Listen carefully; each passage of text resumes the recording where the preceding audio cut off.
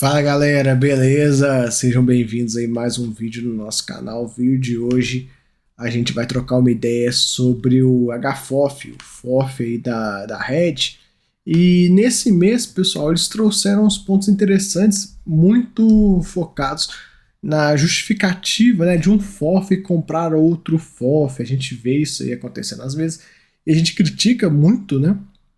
Por conta das taxas que passam de ser taxas duplicadas para taxas mais que triplicadas, né?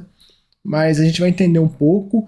Eu vejo que a estratégia de um FOF comprar outro FOF só se sustenta com o ganho de capital, né? Então a gente vai passar um pouco sobre isso e ver se o momento atual ainda é um bom momento para isso ou se o bonde já passou e, enfim, vamos acompanhar isso aí. Dados gerais desse fundo, patrimonial está em 86, cota mercado 77, já tem um potencial de upside grande aqui, mas a gente vai ver que tem um potencial maior ainda de acordo com o relatório deles. Vamos lá. Parte macro, galera, não vou passar muito não, mas ele é basicamente falando o que a gente vê em todos os relatórios. Lá fora tudo meio esquisito e tudo, aqui no Brasilzão comenta a deflação. Na visão da Red vai ter uma deflação em setembro de menos 0,20. Galera, minha visão é que pode vir até um pouco mais alta. Né? No momento que eu estou gravando esse vídeo, acabou de sair, a Petrobras reduziu mais uma vez o preço do diesel. Então pode ser que derrube mais um pouquinho aí. Como é o aumento do PIB e tudo, pelas projeções aí que o PIB fica entre 2,5 e 3, eu já acho que já está acima de 3, hein? Vamos acompanhar. Não vou passar muito para essa parte macro, não, galera, que não vi nada assim muito interessante do que a gente já vem falando. IFIX em 2022, alta aí no mês de 5,76, no ano 6,11. Então, pra vocês terem uma ideia, o IFIX subiu praticamente tudo que ele subiu no ano em um mês, né? Olha só como é que essa alta foi forte.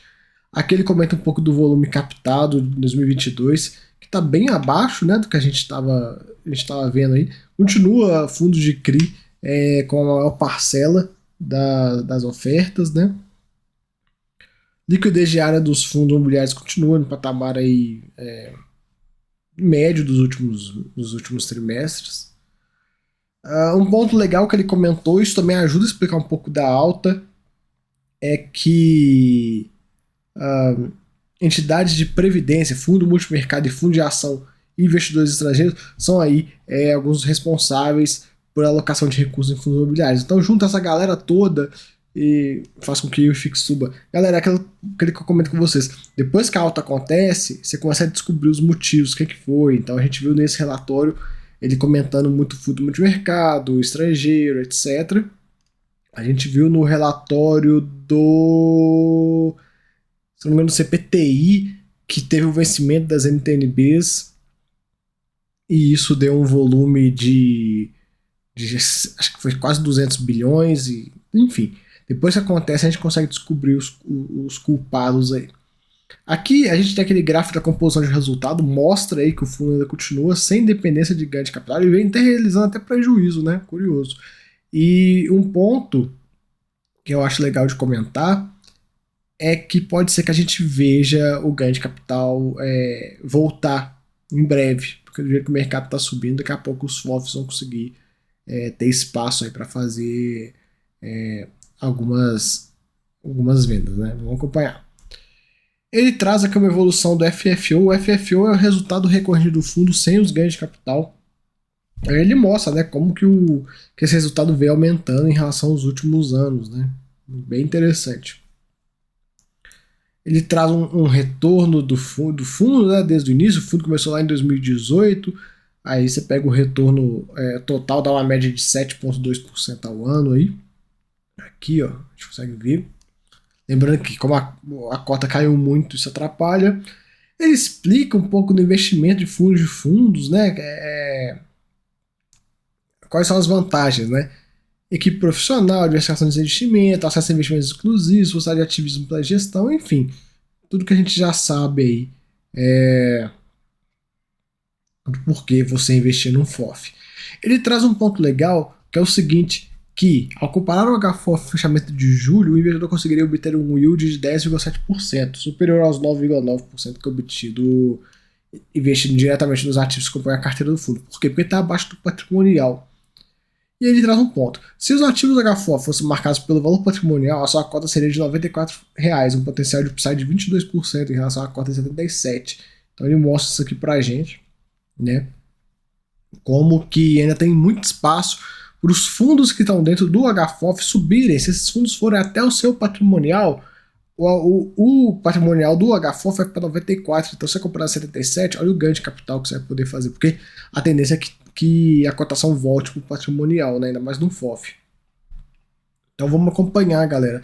Mas para ganho de capital, o FOF, nesse momento que a gente está vivendo agora, é um momento bem interessante de investir em FOF. Eu não gosto de FOF, já comentei isso com vocês outras vezes, né? Não é a classe de ativos que eu gosto e tal, até porque eu sou o meu próprio FOF, né?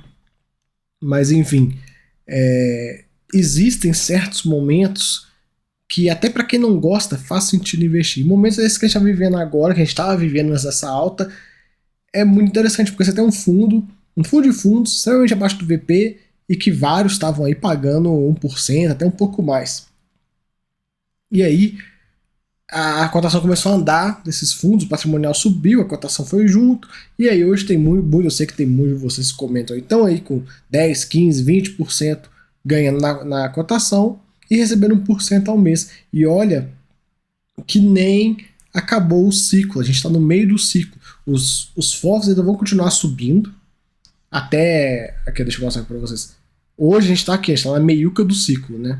Tava tudo aqui, ainda tem um desconto, mas já esteve mais barato.